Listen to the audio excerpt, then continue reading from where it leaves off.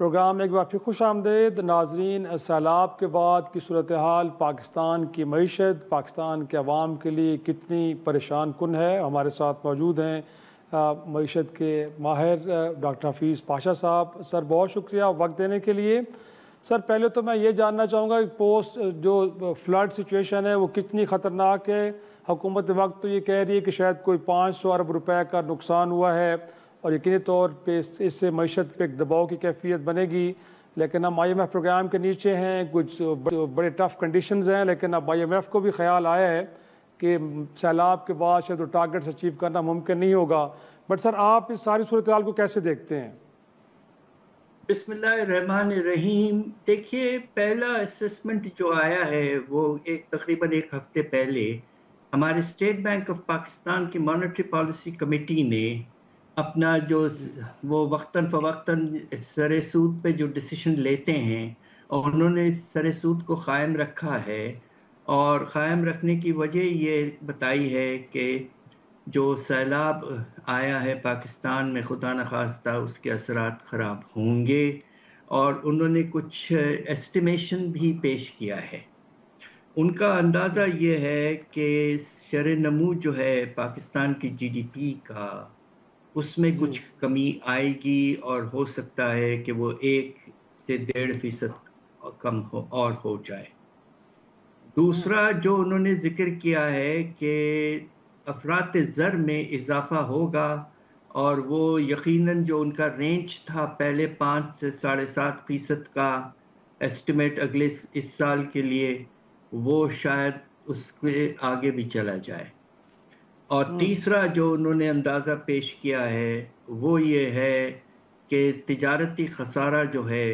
وہ G D P کا تقریباً 1% ہو سکتا ہے، جو کہ لگ بھگ $4 ارب ہوگا۔ یہ ایسٹیمیٹس تو آئے ہیں، مگر یہ ایسٹیمیٹس جو 2022 کے سیلاب کے بعد میں جتنا بے تحاشا نقصان ہوا تھا اس سے بہت کم بتا رہے ہیں۔ تو ہو سکتا ہے کہ اسٹیٹ بینک آف پاکستان کو یہ اندازہ ہوا ہے کہ شاید اس مرتبہ سیلاب کے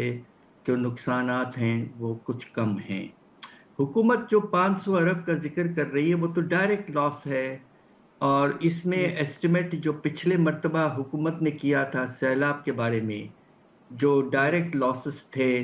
اور انڈائریکٹ لاسز ہوتے ہیں، جو گھروں پہ نقصان ہوتا ہے، جانوروں پہ،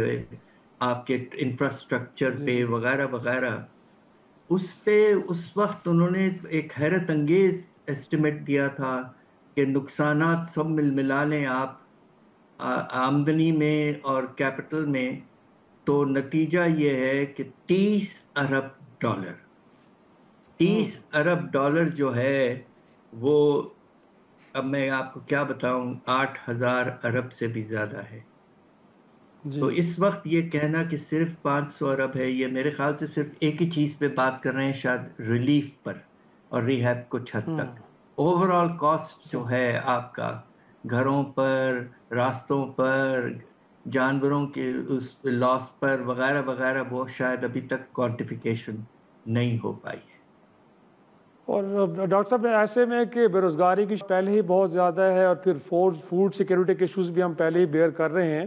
اب اس سیلاب کے بعد ان 2 ایریاز کے اندر بھی لگتا ہے کہ ہمیں اور زیادہ سیریس پرابلمز آئیں گے، اور اس حوالے سے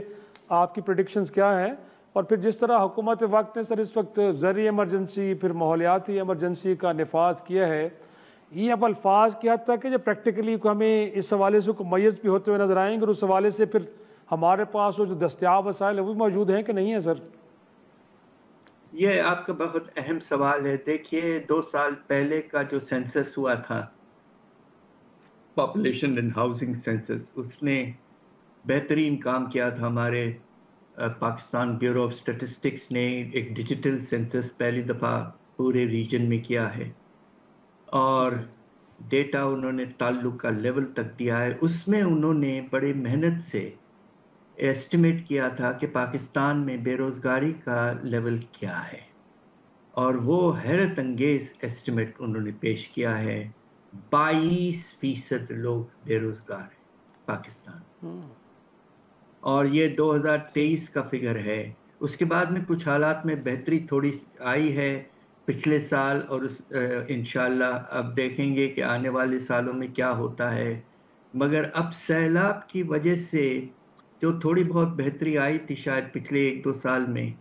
وہ پھر سے واپس بہت نیچے آپ کا جو لیول ہے امپلائمنٹ کا وہ جی گرے گا، تو اس بات پہ ہمیں افسوس ہے۔ اور دوسری طرف آپ یہ دیکھیے کہ جو آپ کے مختلف شعبے ہیں وہ کافی جی حد تک متاثر ہوں گے، جس میں آپ کا صنعتی شعبہ ہے، زرعی شعبہ تو ہے ہی جی نقصان میں بہت زیادہ، جی جی اور آپ کا تجارتی شعبہ، آپ کا ٹرانسپورٹ کا شعبہ، بینکنگ کا شعبہ وغیرہ وغیرہ، تو ابھی اس وقت ایسٹیمیٹ موجود نہیں ہے، مگر وقت آنے جی پر ہمیں پراپر ایسٹیمیشن کرنا چاہیے، اور اس کی بیسس پر ہمیں انٹرنیشنل کمیونٹی کے سامنے جا کر اپیل کرنا چاہیے، اس لیے کہ کلائمیٹ چینج میں جو امپیکٹ گلوبل کمیونٹی کا ہے وہ بہت زیادہ ہے، and they must pick up some of the costs of the damage due to their actions on Pakistan۔ اور انفیکٹ فوڈ سیکیورٹی کتنا ایک سیریس ایشو ہے، آپ کو لگتا ہے کہ آنے والے وقت میں اس میں بھی بہت ہمیں شدت دیکھنے کو ملے گی سر، اور اس کے ایڈریسل کے لیے پھر کیا کرنا پڑے گا؟ ابھی سے اس کے لیے پیش بندی ضروری ہے؟ دیکھیے، جب پچھلا سیلاب آیا تھا 2022 میں، تو حیرت انگیز اضافہ ہوا تھا کھانے پینے کے اشیاء میں، تقریباً 40% کے لگ بھگ اس سال 22-23، جی جبکہ افراط زر کی کل رفتار جو تھی وہ 30% تھوڑی کم تھی۔ اب صحیح اس وقت آلریڈی ہم دیکھ رہے ہیں کہ جو سینسٹیو پرائس انڈیکس ہر ہفتے آتا ہے، ابھی لیٹسٹ بھی آیا ہے، اس سے جی کچھ اندازہ یہ ہو رہا ہے کہ قیمتوں میں اضافہ نظر آنا شروع ہو گیا ہے۔ اب آٹے کی قیمت جو ہے وہ 15 سے 18% بڑھنا شروع ہو گئی ہے، چینی کی قیمت 25% سے بھی زیادہ، کچھ آپ کے جو ٹماٹر ہے وغیرہ ان کی قیمتوں میں بھی اضافہ نظر آ رہا ہے، تو افراط زر میں اوورال کچھ اضافہ، مگر اس سے زیادہ واضح طور پر اضافہ کھانے پینے کے اشیاء میں آ رہا ہے، اور فوڈ سیکیورٹی بہت بری طرح سے متاثر پھر سے ہو سکتی ہے، اور اس لیے ہمیں کوشش یہ کرنا چاہیے فوراً سے فوراً کہ بے نظیر انکم سپورٹ پروگرام جو اس وقت ہم تقریباً 650 ارب کے لگ بھگ اس پہ خرچ کر رہے ہیں، اس کو بڑھا کر جی تقریباً 1000 ارب تک لے جانا چاہیے، اور جو ہم دیتے ہیں پیسے کیش ٹرانسفرز غریب گھرانے کو، اس کو فوراً بڑھانا چاہیے، اور زیادہ گھرانوں صحیح کو کور کرنا چاہیے، خاص طور پہ جو چھوٹے چھوٹے آپ کے گاؤں اور شہر ہیں، چھوٹے چھوٹے ٹاؤنز ہیں، تو اس لیے یہ لیکن بہت ضروری ہے، اور اس کے وجہ سے فوڈ سیکیورٹی میں تھوڑی سی کنٹرول آ سکتی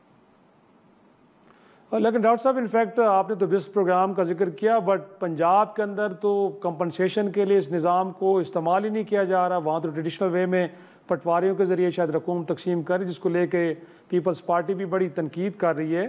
تو آپ کو لگتا ہے کہ جو اس وقت گویا کہ طریقہ کار پنجاب کی جانب سے اپنایا گیا ہے وہ افیکٹو رہے گا لوگوں کو ان کی نیڈز کو ایڈریس کرنے کے حوالے سے، یا پھر اسی پروگرام کے تحت ہی سب کچھ کرنا چاہیے؟ دیکھیے، بات یہ ہے کہ جو لوگ انفارچونیٹلی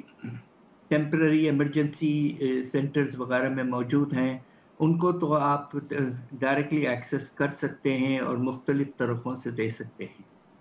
مگر لاکھوں لوگ ہیں، تقریباً پنجاب میں تو 40 لاکھ لوگ افیکٹ ہوئے ہیں، جی تو ایسے یہ ہی ہے۔ ود آل ڈیو ریسپیکٹس یہ پتواری وغیرہ کا اپروچ نامناسب ہے۔ You have to have a proper well defined cash transfer mechanism, اور اس کو استعمال کریں اور اپنے ریکارڈ میں لائیں، اور کوشش کریں کہ اس کے نتیجے میں جلد سے جلد، آفٹر آل پاکستان نے اور ہماری حکومت نے ایک نیشنل ایگریکلچرل ایمرجنسی اور کلائمیٹ ایمرجنسی امپوز کیا ہے، اس کے امپلیکیشن یہ ہوتا ہے کہ ایکشن پہ ایکشن، مگر ود آل ڈیو ریسپیکٹس مجھے اس طرح کی ارجنسی اور ایکشن ابھی تک نظر نہیں آئی۔ بہت شکریہ ڈاکٹر حفیظ صاحب، بڑی تفصیل سے بتا رہے تھے کہ سیلاب کے بعد کی صورتحال میں کیا اقدامات کرنا ضروری ہیں۔ ناظرین، آج کا پروگرام یہیں پہ ختم کرتے ہیں، اجازت دیجیے، خدا حافظ۔